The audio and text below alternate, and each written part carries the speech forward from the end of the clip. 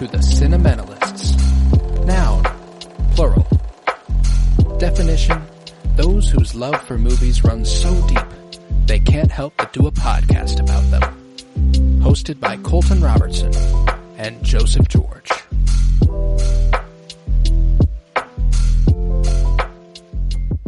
Hello everybody and welcome in to the Cinementalists. Today we continue our journey through some iconic horror films here in October with The Evil Dead. It was released originally, its premiere was on October 15th, 1981. It was written and directed by Sam Raimi. I'm Colton Robertson. I'm joined by Joseph George. What's up, homie? Oh, what up, what up? Always a pleasure to be here. Oh, and it is always a pleasure to have you. And we've got yet another first viewing for you. And I'm so very excited to dig into The Evil Dead here. This was my third viewing of The Evil Dead. I'm quite familiar with the movie, and I love it. It's one of my favorites. This whole trilogy is one of my favorite series of films ever. It's just so goofy and weirdly heartfelt. Sam Raimi just has such an essence to him that's hard to miss. How'd you feel after your first viewing of The Evil Dead? I'm glad I'm finally getting something that's not Doctor Strange or Spider-Man from Sam Raimi, and going back to his young years is really cool. And it didn't really hit me until after the movie. That he was this young while making that. So I kind of wish I had that thought while watching. But I'm also really jealous that I'm out of the know for number 2 and 3. This sounds like a lot of fun. Oh, it is. And I can't wait to dive deeper. But at least for the first one, I'm already having a good time. I don't know. I did not expect there to be a comedic streak at all in the movie. And then there, it's clear at times that they're going for something funny, but then at other times it's taken very seriously. Oh, yeah. And you never know where it's going to go. And now knowing that it's just a young Sam Raimi with Bruce Campbell, were they just like childhood friends, or was this the first time? They went to high school together, and they wanted to make a movie. Oh my God! Sam Raimi and his brother would make movies they would make like home video movies with their friend Bruce Campbell, and Bruce Campbell became the actor because he was the pretty one. Wow. He was the one who was nice to look at. So Bruce Campbell became the person they put in front of the camera whenever they would make movies. And then they raised $350,000 to make this movie. Part of that being Bruce Campbell putting up his parents' home as collateral, which is pretty insane. Yeah. At about our age, he was putting his family's home up for collateral for a movie. Mom, Dad, I have this movie. I'm going to be the star. Yep. Trust me, it's going to go huge. Good. And, hey, it premiered in Detroit, Michigan in October of 1981. It premiered at the Cannes Film Festival in France 6 months later. It didn't get a wide release until 83, but so it took its time. It was a slow build, but when it did, it ended up making over $2 million. So it was quite a worthwhile investment. $350,000 versus $2 million. You take that deal. But yeah, even beyond the business and behind the scenes stuff, man, it's just the fact that it's just some friends going out into the woods and making a horror movie. That's fucking awesome. That is so fucking cool. We were in one spot the whole time, that was it. And I think I texted you maybe 20 minutes into the movie, and I'm like, hell yeah. This is the kind of horror movie I was kind of ready for. And I guess, Night of the Living Dead is kind of similar. We're in a survive situation. I think it's definitely an influence on this too. I think that's a note. But this one, I don't know. It kind of had just a little more to it. The comedic. It's a lot more fun than Night of the Living Dead. Night of the Living Dead is a little bit more. I mean, Night of the Living Dead takes itself uber seriously compared to this, you know, and not to its detriment, you know. It's a good movie. I would argue it's probably a technically better film. I have a lot more fun watching this one. I'll tell you that for sure. But I think Night of the Living Dead takes itself a lot more seriously, and ultimately, I mean, like, it's not as worried about letting you sit, you know. The Evil Dead keeps you fucking going. You are moving in this movie, dude. Man. Yeah. Oh my God. I'm like, at one point I'm like, okay, it can't get worse. I'm like, right? I'm like, we've reached peak. We've reached the worst of the night. It's got to become daytime at some, I don't know. The birds got to chirp, you know, in Night of the Living Dead. I'm like, I'm waiting for the morning to come. I guess I should have known, you know, in that movie as well, whenever the birds are chirping right after what happens. Not that great of a sign. Boom. Yeah, it's not a good sign, so maybe. And obviously, when they made this movie, probably wasn't conceptualized as a trilogy, so it was probably supposed to be a little bit of a, man, he didn't make it out. He ended up getting taken, you know? Yeah, what the fuck? Wait, yeah, it's not like we're setting up franchises. No. They're like that's supposed to be a dark ending, you know? Like, that's just, he didn't get out. He didn't get out. Damn. I mean.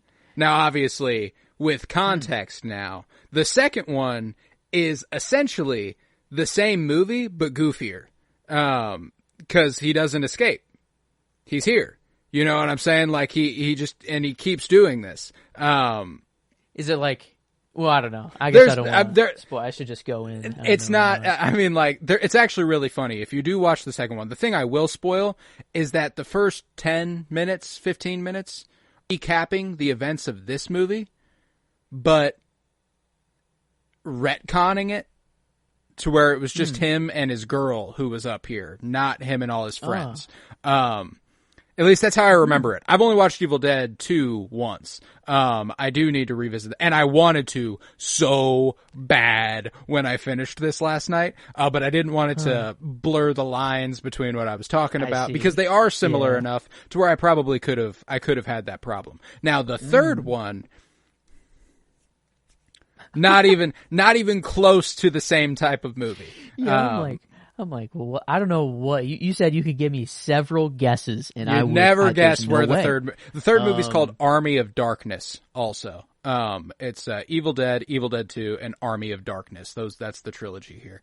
And it's you can't guess, but that's the thing is it's one of the most exhilaratingly fun trilogies of films I've ever watched, you know? No, it's not the greatest trilogy of films I've ever seen by any stretch of the imagination. It might not even be Sam Raimi's best film trilogy, but I will say I do like it with my entire heart. I think I gave the first two movies both 5 stars on Letterboxd, and I gave the third a 4.5. And I think if I rewatched it, I'd go ahead and throw it a 5 too. You know, like, I love thinking about those movies and I love watching them. And after watching this one, which I hadn't revisited in almost a year, I was actually blown away by how much better it was than I remembered. Like, I was like, holy shit, this movie is so fucking good. That's what I was going to say, is that I bet the first watch is the worst watch that you'll have, because, like, before I got what the movie was doing, I thought, like, the comedy stuff and I'm like, wait, what are we doing here? I'm like, wait a minute. Like, and like, it kind of, it didn't annoy me, but I'm like, I just didn't fully get what was going on. You know, and there's this thing too where, like, the first time I'm going into this movie, I think it's going to be scary. You know? Yeah. It's not a scary movie. You know, like, there are people who will be afraid of it. I'm certain of that. It's icky, it's grotesque. Yeah. It's gory, and if you have a problem with blood, you should not watch The Evil Dead.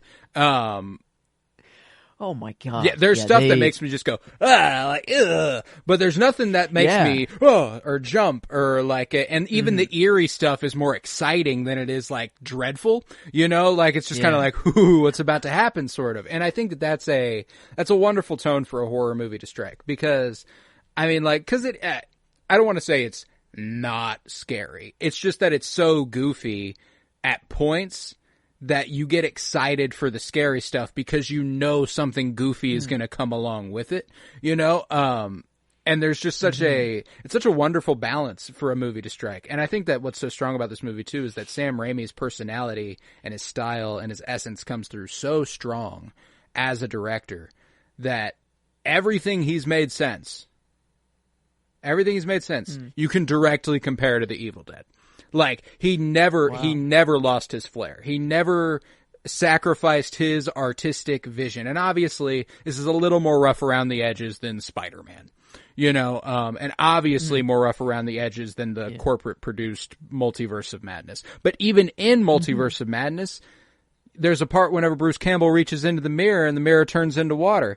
There's a direct homage to that in Multiverse of Madness. Yeah. You know? What's up with that? Before the Matrix, dude. He's the OG. Yeah. And I guess I don't know. Is this? I'm sure there's some.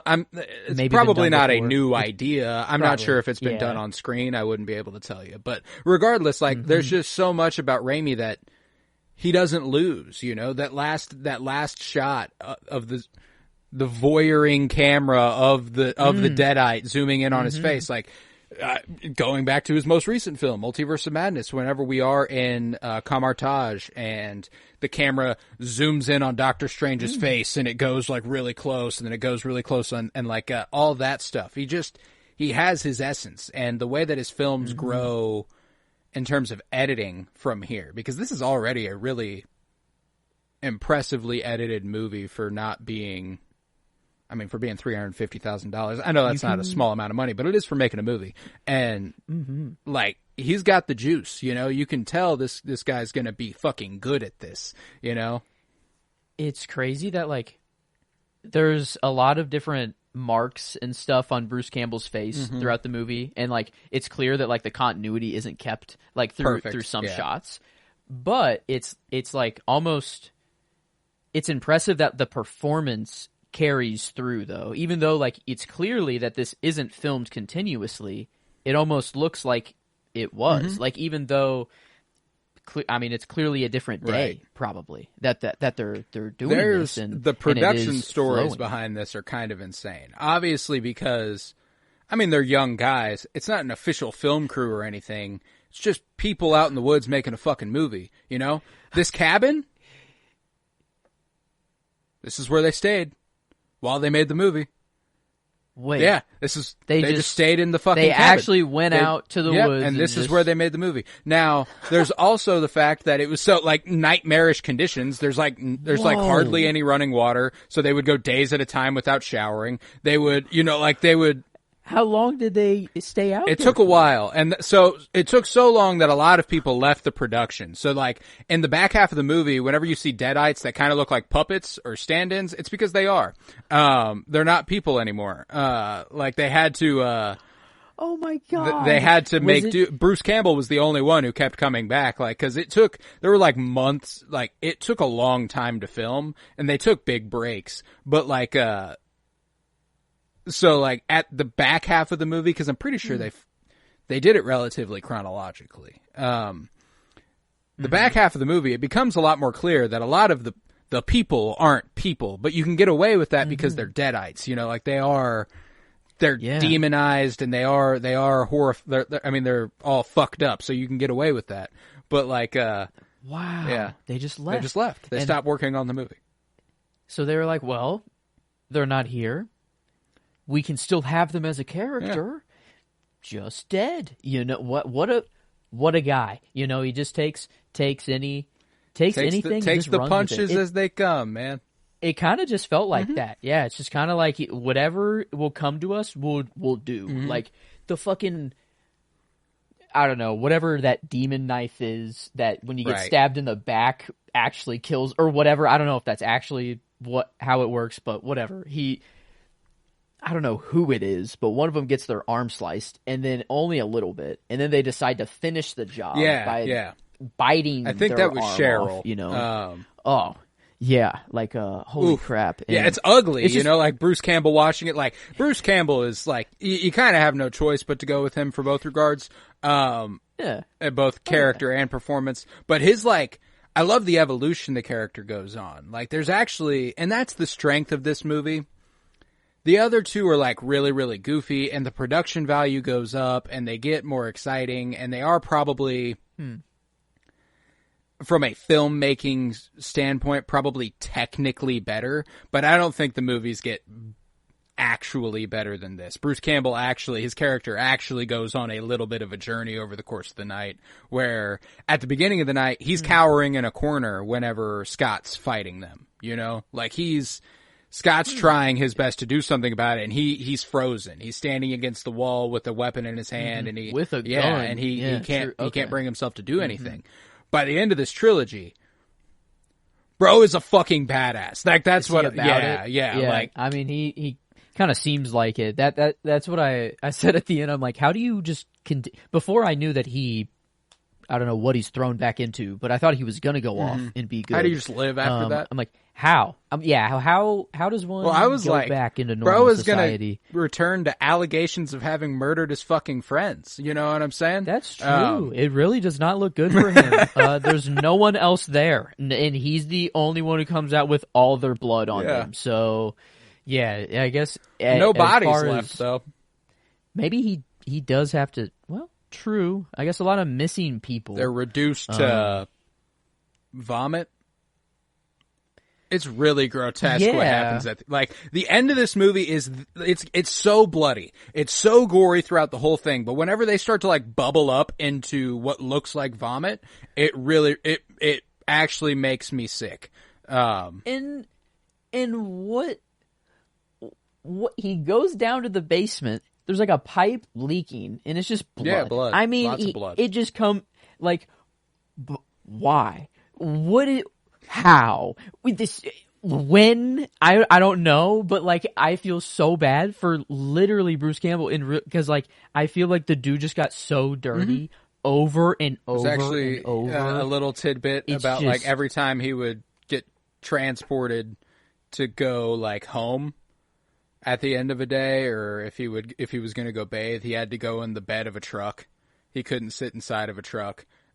Because he was so caked in so they did. blood I guess they did go home. Yeah, they so could like leave. You know, they were like they weren't stranded. You know, like they had means to leave, but it was like, hey, we did a late night shooting. We're gonna get up and keep going. Like you just stay there. You know, like in the back of the truck, just like fuck, bloodied man, up, just take me home, dude. And I love like the sequence in the basement down there. That whole my favorite shot might come from there. Whenever the blood's leaking over the projector and he's bathed in the light of it, and you can see the drips coming down over it. Like it's so stylish, man. And that's one of the things that I absolutely love too. Is like how on earth are we getting movies that cost not 10 times as much? We're talking 100 times as much that don't look this good.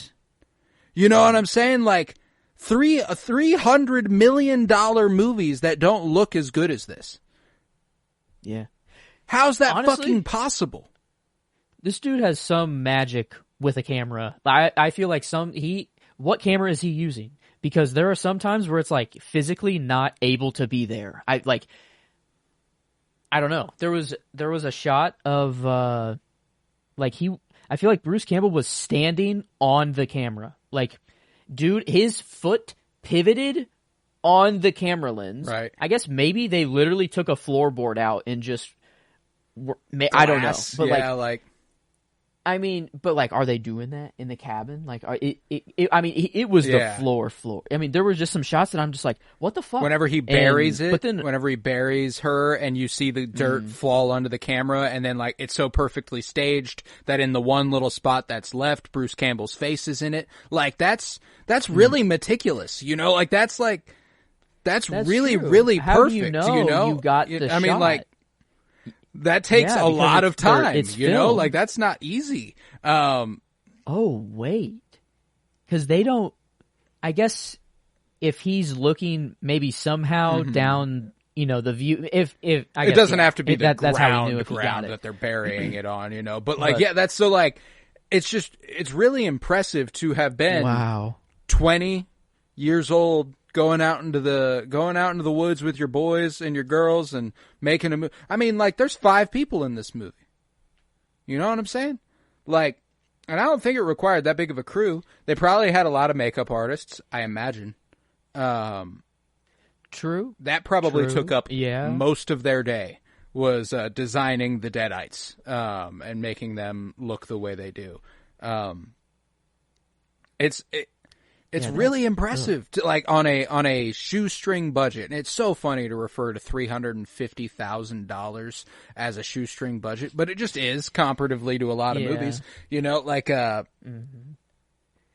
how is this possible? How do you make a movie this good like this? That blows my mind.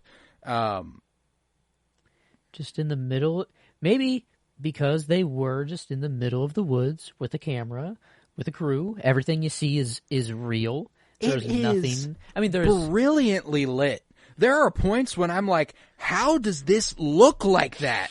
You know what I'm saying? Like, whenever he's walking, I think Cheryl's the first one who falls, because it's Cheryl, Linda's his girlfriend, and there's one other. What's the other? The girl that has a tragic night in the woods. Shelley. I don't know. Shelley. So was it poor Cheryl? Shelley. I think Cheryl's the one who has the... Cheryl is his sister that's in the cellar. Right. Lauren, Linda is his girlfriend. Linda is his girlfriend. Shelley is Scott's girlfriend. Shelley, or like, yes, is the one who... It seems like it. Scott doesn't really seem to be nailed down. Scott fucking sucks. But, yeah. Dude, and it kind of, now that I think about it, like, Night of the Living Dead, heavy influence. Heavy inspiration. Like, with some of the characters, like him just being like, no, I gotta get out of here, man. You know, like, screw you and that's your girlfriend. Like, I'm finna for myself. I'm getting the fuck out of here. And then, you know, we have that's probably my favorite part of the movie is whenever he, you know, Scott's just like, fuck it, I'm going. And then, you know, I get Ash. Yeah, that's his character name. He has to walk back in and look at, I guess what happened to her ankle or like her little, like, I guess. I believe it's Shelley. Shelley stabs it with a pencil. Okay. So it's just, if you get like, I'm assuming there's something related to the fact that the continuity of it is not consistent because Ash gets like clawed the fuck up by them and doesn't turn. You know what I'm saying? Yeah, I was trying to think of like what made him kind of like not turn and if it was like his will or like he was the only one that was, I don't know, like if that matters or if it is just like if they get to you, it's like that, you know. I mean, the other thing too is it might be. I don't know. Never mind. I was going to say, because Shelley just kind of gets overtaken, you know, like because that's my favorite line whenever they're like, whenever his girlfriend Linda's like, I guess the card again, you know, and she's like completely lying to her. And then Shelley's over there. Jack of spades, yeah, eight of clubs, getting it, spot the fuck up, turns around and is like, yeah, you know, like, and you're like, oh, wow, you know, and they're all like, she's like floating in the air and stuff, and you're like, okay, yeah, something's changed. You know, like, I love that part of the movie, but furthermore, like, whenever he does come back inside, and another one of my favorite shots is I love the use of stop motion in this movie, like, knowing that you don't have the visual effects capabilities of computer generating images or anything, so you are makeup the way it looks whenever her ankle is spiraling out, like that whole thing, like that's just they made a little bit, click, made a little bit, click, grew it a little bit, click, grew it a little bit, click, like that's really, really innovative, you know, like that's how you do shoestring budget filming, you know. Yep.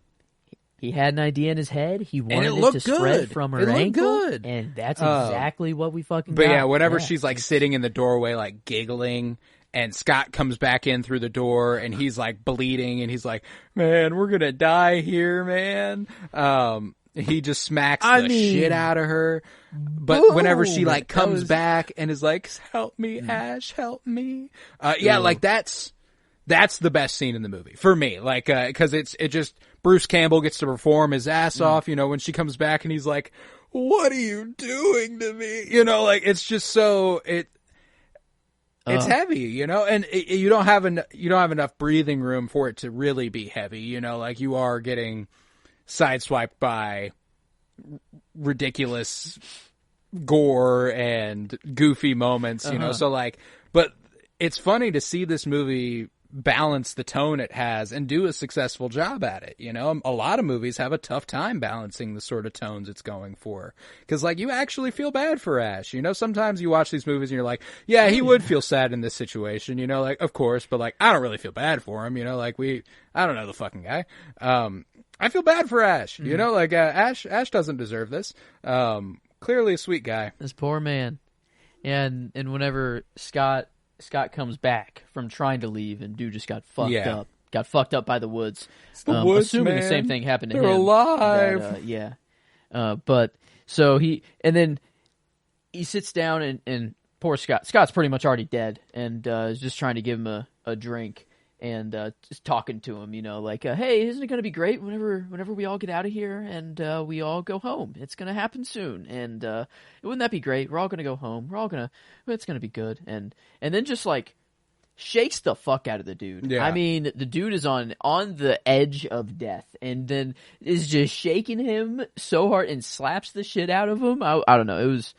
It's funny. It's serious. Like it takes the stuff that happened in Night of the Living Dead and like turns it up to 10 but gives you all the action and the stuff you wanted anyways. And also like there is a little bit of I wish there was more of a romance. Like I wish whenever Linda came back, she stayed back for a little more, or maybe there was more back and forth or something. But I mean, it was pretty much just Bruce Campbell going off the whole time, and it was clear that maybe that's all they had at the end of the movie to work with. So they just had to give him the crux of the story. But man, I mean, I'm curious, like just because I don't have a lot of the previous horror movie knowledge, like the movies that just come before 81, but like how much of this stuff is inspiration for just how horror movies are made from now on, like just the going out in the middle of the woods. I mean, Night of the Living Dead did it, but I guess, I don't know, this is just a different kind of, maybe it is just Raimi. Maybe it's just it's the same thing, the same formula, but Raimi has taken it and put his twist on it, and it isn't really anything new. But well, you know, I mean, it's really hard to say, like, because I mean, I haven't watched nearly enough horror movies to really be able to tell you for sure. But like, here, let's check like Night of the Living Dead. Let's see what budget it had. Okay, 1968, it had a budget of $114,000. So it cost even less than this to make. I guess by about $200,000. When did Night of the Living Dead come out? 68, so 10 years earlier, less than 15 years earlier. Yeah, I'd say that it's definitely less. It's probably the inflation probably doesn't go that crazy. But they do a lot less in the movie, you know, like the Deadites are the zombies look worse in that movie than the Deadites do in this one. You know what I'm saying? Like there's more extreme makeup done in this movie, and I mean, like, so it's hard to say. I don't really know how much this changed things. I mean, I could tell you one thing it did change was, you know, there's a decent chance the MCU doesn't exist without the Evil Dead.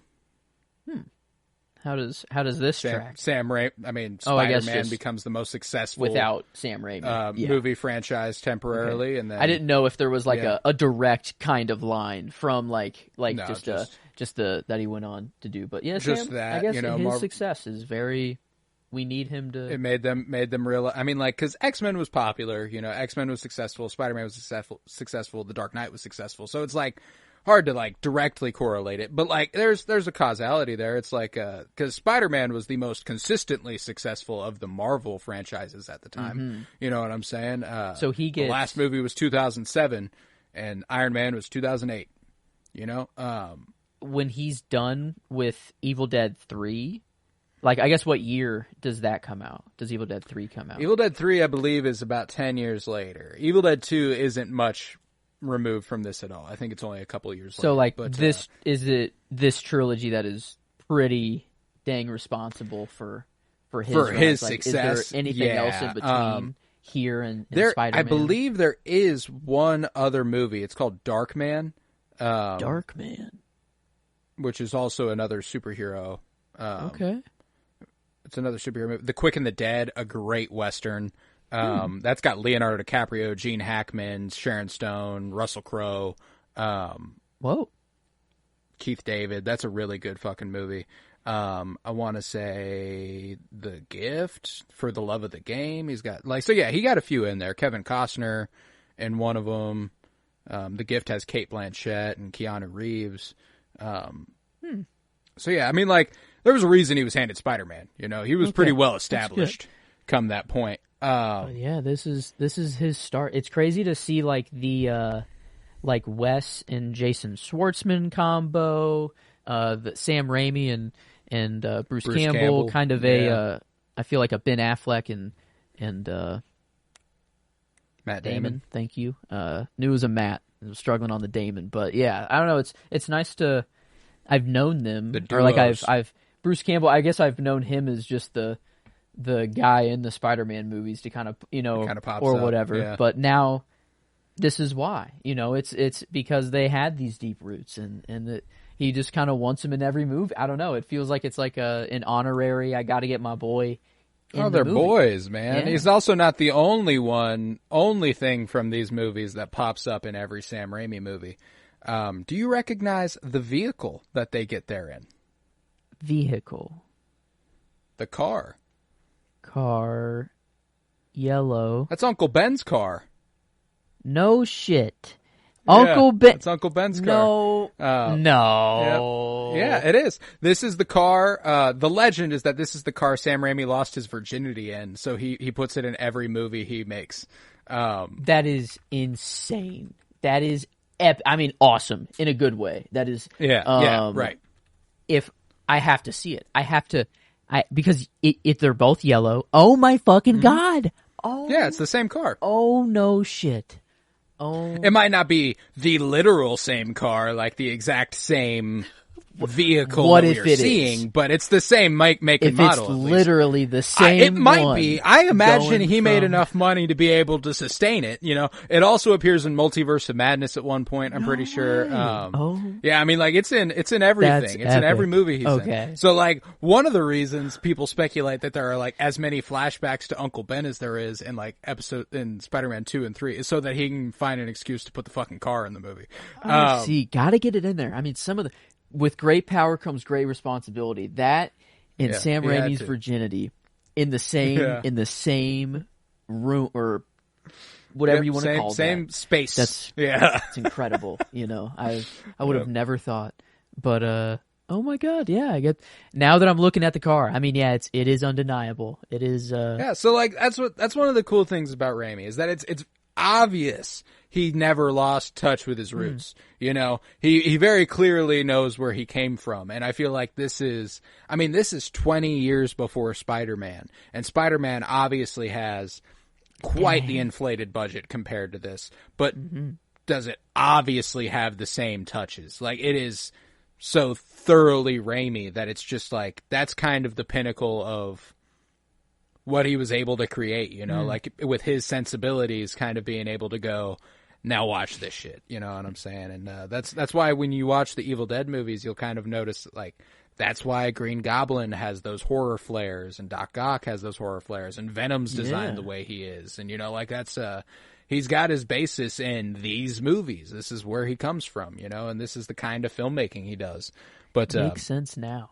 Looking at it, and like the create, just it feels like he's just on his like toes at all, or I don't know. He's always just like going with the flow, and he can come up with things on the fly. I don't know, but the like in newer with Multiverse of Madness, that like music battle that Strange has versus versus himself with all the music notes, like that's never been done. He always now that I'm looking at this movie, it does kind of feel like Bruce Campbell is a little bit of a superhero. Like he does at the end of it kind of become this kind of hero, and I can't wait to see like later on if like that only gets more exaggerated. But I guess it makes sense. Now I just went the reverse direction. I saw his Spider-Man stuff and then where it all came from. But now like. No, but the causality, it tracks, man. It's not like the dude loves his Damn, horror. He actually directed a movie. The next movie he directed after this was called Crime Wave, which was actually written by him and the Coen brothers, which is interesting. I did not know that. Wow. Not nearly as well received as it seems as some of his other movies, but Dang. Still. Yeah, I've heard Darkman. Darkman's kind of a cult classic. Okay. Huh. Yeah, this. That one's got Francis McDormand and Liam Neeson. What? Didn't know that. That's an interesting combo there that I would have never thought to see together. To put together, yeah. Yeah, but no, this is 81 here, 87 for Evil Dead 2, 92 for Army of Darkness. So all about 5 years apart. Okay. And it's funny because they take place over the course of weeks, maybe max, and it's actually Bruce Campbell's like actually like visibly a 35-year-old man come the third one, you know. No time has passed and he is obviously old. But like, that's awesome. I mean, he looks fucking good though. Like Bruce Campbell's a good-looking guy, and you don't even like. I knew him from the Spider-Man movies as well. That's like how I got introduced to Bruce Campbell. You know, the ring announcer and the maitre d' and you know the ticket booth guy, you know, all that. That's how I knew Spider-Man, or that's how I knew Bruce Campbell. And then like seeing him in these, I'm like, damn, Bruce Campbell's kind of fine. That guy's good looking. You know, he's got a face. He's got a structure. You know, yeah. Man, yes, he's got a foundation to him. I don't know. It's just strong. It's a jaw. Yeah. That is a jaw right there. And then, I don't know, I didn't think about him kind of being a little cowardly or scared or frozen at the beginning. And then, I mean, by the end of this, yeah, he's... I mean, like, cowardly's probably not the right word, because, like, who can blame him? You know? Maybe just shock, you know? Just like, holy, like, what? Yeah, I'm like, one of these girls is his sister, which I don't think the movie makes clear enough. Yeah, whenever she said it, you know, from the cellar, she's like, "I'm your sister." I was like, "Oh, they're brother and sister." I was like, "Oh shit!" I was like, "Okay." I would have thought you'd have been a little bit more stressed out about that, Ash. But I mean, and it makes the movie all the more like devastating. It's like his sister, his girlfriend, his best friend, and his girl. Like, I mean, his logic at some points, I'm kind of like, I don't know if I can trust you, man, because like his girl is a demon. She comes back. Right. She comes back for a little bit, and he's like, "Oh my god, yes, like wow, I didn't know what was going to happen." And then, but she goes back, but then like, so it's possible. It's possible to like to come back in some form. I don't know. He knows this. It's not. She's not lost forever, or was that like a trick? That was a trick. The Deadites let them come back. Damn, that's cruel. Yeah, that's not a. Okay. Yeah, that wasn't like she broke through for a second. That was the Deadites were like, okay, let us come trust us, you know, so we can fucking get you, you know. Down from the cellar, they're like, "Hey, I'm okay. Come unlock." Okay, that's I didn't. Yeah, yeah. I thought we're trying to. I thought. Summon him. Okay, because he said something, or maybe the necklace or something like happened right when she came back, and I thought like, oh, maybe there's an antidote, or there's some I don't know, there's some way to beat it, and then it's just throw the book. I'm pretty sure fire. The only way to beat it is if the Deadite willingly leaves, and the odds of that happening are very slim. You need an exorcist. That's I guess that's what they. I don't Yeah, know. that's if the we're in other- the same realm here. If Yeah, no, I love the summoning part whenever they play the tape. Ooh, you know, and they're all sitting Shock, around the- from Kandaria. You know, like he speaks the tongues and stuff, or I mean, it's Sumerian. You know, but like that's he's just Sumerian.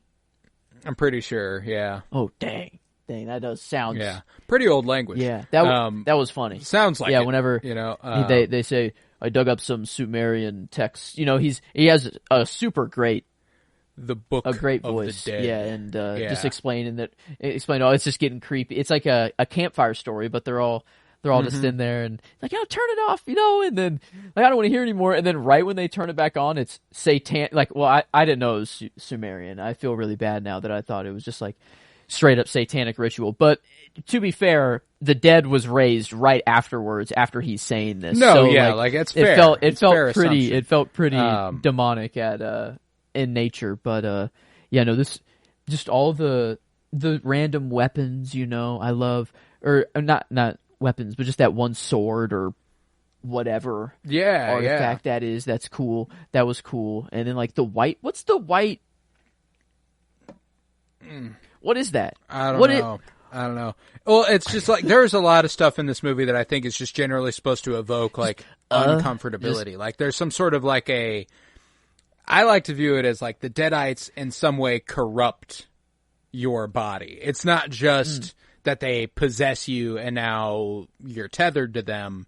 It's that like literally it being inside of you ruins your body. Like not just like, oh, your skin's going to break out in this terrible fucking rash. But it's going to turn your blood chunky and some of it white, apparently. Yeah.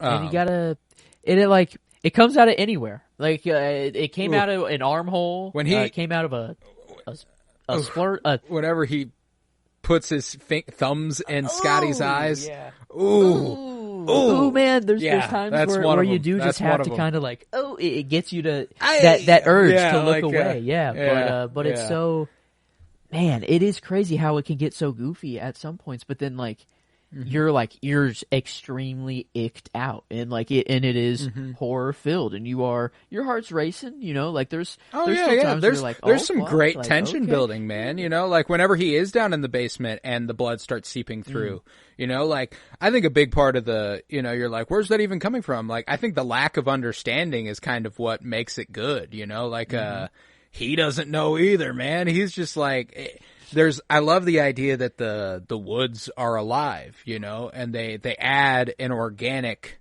quality to it by the blood seeping through the foundation almost. Like it's like, it also implies to me that like they're not the first people who have been out here. They're not the first people who have encountered the demons or anything, you know, like this might be the blood of who knows how many people seeping through the ground, you know, and you get to kind of run with it like that. And so I do really, really appreciate the sort of mysticism that comes with it, because a lot of people have the misconception, and an understandable misconception, that The Evil Dead is a zombie movie, which like, yeah, it's called The Evil Dead. You would think it's zombies. No, demons. Yeah. That's cool. It's a possession thing.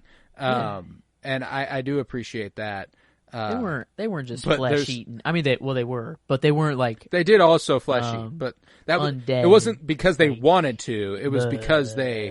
It was they are alive. They are functional. They're logical. They want something. You know, like and that makes them scarier. Join us. It's like just to die. Like, is it literally just like give us your body? We want your flesh. We want. It's like it's a zombie that can actually talk. And it's creepier. Yeah, no, I makes them horrifying. You know, there's actually a great behind the scenes story about the summoning part, where the characters are supposed to be originally smoking weed whenever that happens, which obviously. In real life, we know would add a degree of paranoia to the situation. People be like, "Oh, they're dreaming," or like, "Oh, it's not real." Right. So, they would just be more freaked out. Oh, that'd be they'd be geeked the fuck out. But the real thing, the funny thing, is that they did this. The actors, they smoked. They did this by smoking, and then they needed to scrap that entire night and go ahead and film it another day because they were so ridiculous. Really? Oh, it actually just got off. Not like afraid, but like they were just like, all right, guys, Jesus Christ, you cannot get it together. Well, at least they had one fun night. I don't know. Exactly. And I'm sure like the idea that it was a pure horror, it was just a lot. You know, it wasn't always bad on the production side of things, but it wasn't. There were nights where it wasn't fun, you know. It's still a job ultimately, you know. You are going out there it's initially a lot of fun. We're going to make a movie. Hell yeah, and then you're out there for a week or two and you're like, Yeesh. God damn, man, this kind of fucking sucks. Yeah. I need to We're shower. in the middle of nowhere. It smells bad. I'm covered in blood. There's hours of makeup that I have to put on me to not even be able to see my face at the end of the day. Yeah, and the stop motion and all of the like animation, I don't know, like at some point, like, or not animation, but it feels like it blended two at the same time. Like there was stop motion with running water at the same time, or like running blood. I feel like, or just a ooze of something, which was Right. really, I don't know how they did that. Just a lot of really cool, impressive that it was done on such a small budget and just in the middle of nowhere and such a young, with not the experience. I don't know. It doesn't, like, where did he get this experience from? Where did, like, or was it just like, fuck, we have to come up with something during the time. This is what we got. Well, and I think that there's something to that idea, like whenever you don't have the means to do whatever you want, you find a way to do whatever you want, like you figure it out. And I think that that's the sign of a really good creative. And I think that this movie really pays off in a big way for me. I love this movie. I love that it gets its sequels. It's obviously, I think it's on the 5th movie now. Only 3 of them are Raimi. Okay. But there was a reboot in 2013. It's just called Evil Dead. That one was actually directed by the guy who's doing the new Alien movie coming out. That trailer looked that did just come cool. out. That movie looked really good. I really want to see it in theaters. Yeah, I'm excited. I did see it. It was good, I think. But and then Evil Dead Rise, which just came out last year. That was pretty relatively brand new. Okay, I guess I've seen the woman, the mother. People went nuts for her on the internet last year. Yeah, why? I feel like I did see something. I mean, it was a big deal. Yeah. It was like people loved that movie. It became instantly kind of loved. Evil Dead Rise did. I haven't watched that one. I haven't watched either of the newer ones, and I don't know if there's more. There's also Ash versus the Evil Dead, which was a TV show that ran for a while, starring Bruce Campbell. Oh shit! That was in the 2010s. A great investment. The parents might not have liked to put the house up for collateral at the time, but man, did it paid reap off its in a rewards. way. Yeah, that ran from 2015 to 2019 or Okay. 2018. So that's really recent, within the last 10 years. Gave Bruce Campbell a career as well. That's Gotta love that. Gotta love that. Man, everyone's eating. I don't know. It did take kind of a lot. That is, and 81 money. It took 360,000 just to even make this. But yeah, it does take a lot. But man, it would be not. I don't know, that's the dream. That'd be, I don't know. That'd be kind of awesome just to make a movie. It pops off, and then the next thing you know, you're making Spider-Man movies. Like, man, yeah, this. He feels like he just kind of has like he keeps his child brain open a little bit. I don't know. His inner child. Yeah. It keeps it flowing a bit. And it's super fun, man. You can always tell there's a certain degree of fun put into the movie. And even in a machine like the MCU and Marvel Studios, where they've gotten better about stripping filmmakers of their identity, a little bit. Like with Nia DaCosta with the Marvels, and Chloe Zhao with the Eternals, and Raimi with Multiverse of Madness. Like he let his flair come through as much as he possibly could in that. I mean, like, we got fucking undead zombie Doctor Strange where he has a cape of souls. Like, that's fucking cool. Like that's like, whenever people, I mean, Multiverse of Madness is a little bit of a narrative mess. It is, but like, the ideas and the direction of it are not bad. Like, it's a fun fucking movie. So like, that's where I ultimately have always really appreciated Raimi as a director. I think he's just really got a clear love for the craft, and I think it comes through pure and unbidden here. Like, it's just kind of like, before it's a business, before it's anything else, it's like trying to make it. Raimi. We got the no filter. The essence. Yeah, no filter. We got straight Raimi. But yeah, I'm ready to dive in though. I'm ready to dive into the next movies. I'm definitely in. I'm not leaving. That's for sure. I need to know where this all leads. At least the Raimi trilogy. I knew I was missing a Bruce Campbell in my head. Sky High. He's Coach Boomer. Oh, he's my God. Thank you, dude. I was thinking, I'm like, Spider-Man just doesn't I That's know not it. There's another else, thing man. I knew Bruce Campbell from, and it was Sky High. Sidekick. Was he the one that he was the coach that like did their like tests and stuff and like okay. Yeah. Oh my God. Wow, Sky High. I got it right there. I think that disc is beyond fucked though. I think it's one of the ones that's gone. Fucked up. Yeah. But that and Cat in the Hat. The 2 discs and Scooby Doo. We went through 2 Scooby Doos. So 2 Scooby Doos, Cat in the Hat, and a Sky High. As far as fucked up discs, but wow, yeah, that's crazy. Coach Boomer, oh my God, that is Coach Boomer. I'm glad I went and searched because I was like, there is something else that I am not pulling off the top of my head, and that was it. It was Sky High, but yeah, man, no, I love this movie. I do. I think that it's so much fun, and I mean, I went to my favorite movies ever list after. It was already on there, but I bumped it up a good 175 spots. I was like, yeah, this fucking rocks. It was actually one of those ones where like I'm working down the list. Mm-hmm. It was in alphabetical order, and I'm working down the list to order it. It's tough. It was still a part of the alphabetical stuff. So like. It's a 175 spot bump because I hadn't actually placed it. I see. Now I'm confident I wouldn't have placed it there before this watch, though. Fell top 100. In a top 250. Like it's pretty nifty. I feel like I'm definitely in top 100 territory. That's for sure. Of mine. Just ballpark right now, it's looking like the 70s around. If I were to place it right now, maybe 70s or 80s, I'd say right now. But that's crazy that I can say that now and actually confidently know that the movies above them are like I actually fuck with them now, and they're not just like right.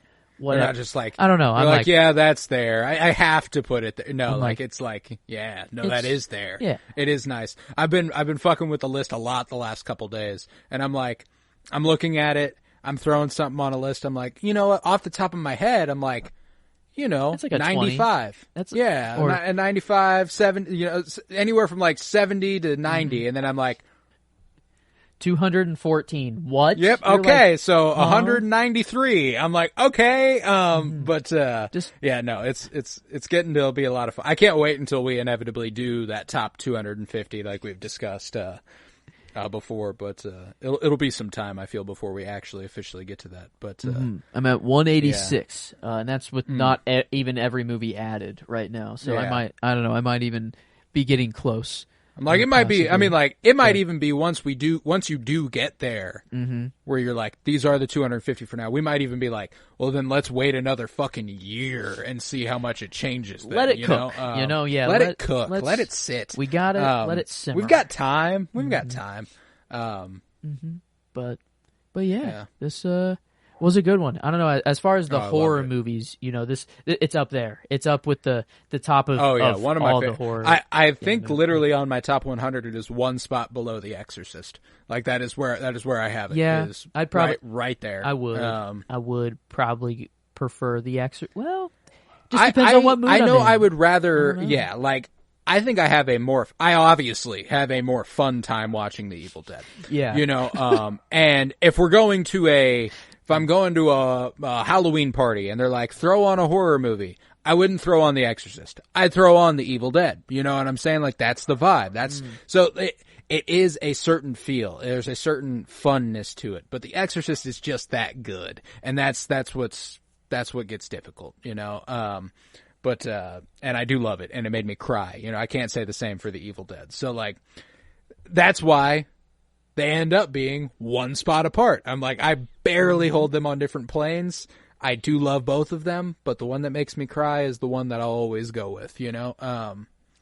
I see. So, yeah, I do. That'll be important when it comes to the rating here before long. But before we get to the rating, I'm going to go ahead and do the plugs. If you would, head to Twitter, follow @Cinementalists, just like it is spelt in the name of the podcast here. That's for any updates on what we might be doing. Obviously, you can also listen to the show to know what we might be doing. Next week, this is our second to last installment in the Halloween October build-up, and we are going to conclude it next week, not on Friday. Our next episode will actually be on Thursday because it is October 31st with Halloween, directed by John Carpenter. I am so very excited to do that. Unfortunately, it was barely, we'd done chronological up to this point, and I had to go back a couple years to get Halloween in. I was like, it's fine. It has to be the way it is. But we're not going to cover Halloween the week before Halloween and then cover something else on Halloween. We're going to cover Halloween on Halloween. So next week on Halloween, you can expect us to be covering Halloween. That'll be here. But any further updates @Cinementalists on Twitter. We are a spinoff of the Penny Bloom podcast. Right now, we are in the throes of doing the Penny Bloom Dispatch, and we're probably actually covering. We got a big list of TV shows coming up. Fresh off House of the Dragon, we're going into the Penguin, and off of the Penguin, probably that Dune show, and after the Dune show, maybe Severance season 2, and like it just keeps coming, man. It just keeps coming. So it's kind of, I'm in my head. We're not there yet. For those who are like listening, like that's months away for us. In my head, the Penny Bloom podcast has kind of become the TV podcast, with more segments and dispatch and all that fun stuff. We also have Fulcrum, a Star Wars podcast where we are nearing the end of season 2 of Rebels by now. And I'm very, very excited for that. You should be checking that out if you're a fan. We covered The Acolyte in whole. We're doing a Star Wars Rebels rewatch. We love Rebels, so you're gonna have to check that out. But yeah, let's rate this thing. How are you feeling about The Evil Dead on a scale of 1 to 10? Well, Exorcist sitting at a 9.75. Night of the Living Dead at an 8.25. I know I'm somewhere in the middle of that for sure, and I think I'm closer to The Exorcist, but not. I'd say it's fun, and the shoestring budget. It like now the movie can only get better now, knowing that, and I can't wait to watch. I'll go further on in the trilogy, and then I'll probably come back to this eventually. But this is, I said The Exorcist was a comfort horror movie last week. This is way more of a comfort horror movie if you can just get past the gore and stuff like that. There's funny I was smiling ear to ear watching this last night, man. Like, knowing what's coming, obviously it does take a degree of the pizzazz out of it, like the shock of some of the gore. Because some of the gore, you're like, oh, but like, when you know it's coming, you're going to be like, that's about to happen. Let's fucking go. You know, like, there's a different sort of feel to it.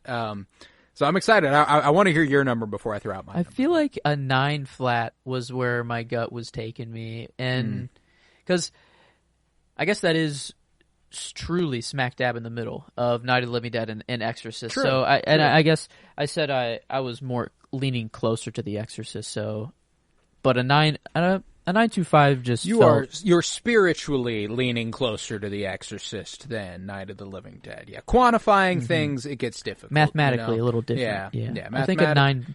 Get into the nitty gritty. It's going to be a nice and easy calculation. I'm super high on this. Mine's a 9.5, so it'll be a 9.25, smack in the middle for the average for the show. Yeah, I love this movie, man, and yeah, I think that The Exorcist, quality-wise, is kind of miles better, but the amount of fun I have watching it more than makes up for it and makes it end up getting right there for me. So I'm cool with a 9.25 being the average of The Evil Dead. Yeah, it's a good. The horror movies I knew that I grew up with were the stereotypical and a lot newer, a lot more modern age horror movies, and I'm glad I'm finally getting all the the classics, the where all of the inspiration truly comes from, and all this stuff, and so yeah, I don't know, and I can't wait to get more Raimi. I don't know, a lot of directors, a lot of movies I need to check out, but this is a franchise that will be visited. So I mean, given where we're at right now with what we've recorded, like, we could not be covering more perfect movies to me. That's been the most exciting thing about Cinementalists so far. There's not a single thing that we've covered that I haven't given a 5-star on Letterboxd, by the way. Every single one of these are like some of my favorite movies of all time. I kind of wanted to do a spin-off show so we could do that. I was like, let's just do all the fucking awesome stuff.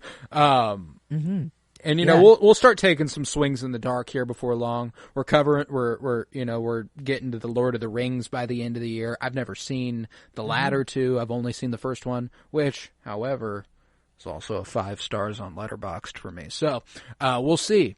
Yeah, We'll see. Maybe one day we'll get wild and go in the Velocipaster, or the shit bucket realm. But I've liked to live in the there's good stuff, the golden man. era. Last night I tweeted something that was like, tonight I'm going to watch a bad movie. I've been watching so many good movies. It's a slop night. I want something bad. I feel the urge to watch something bad. And I watched the first 10 minutes of Argyle. I paused it, turned it off, and went, that's enough. Fulfilled.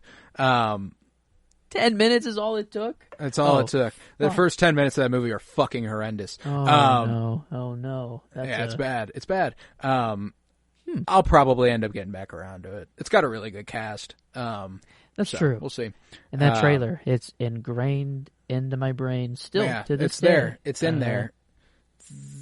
Yeah, I can see all the events playing out in that goddamn train, the goddamn cat in that stupid backpack with the fucking bubble. Why does it piss me off? When they jump on the platform and he like comes up towards the screen and he scratches at the camera. Yep, I remember it vividly. Why does it piss me off? It makes me so fucking mad. Why? Maybe that's why I don't like maybe that's why the first 10 minutes I was like, that's enough. I've seen it, I've seen it. It's fine.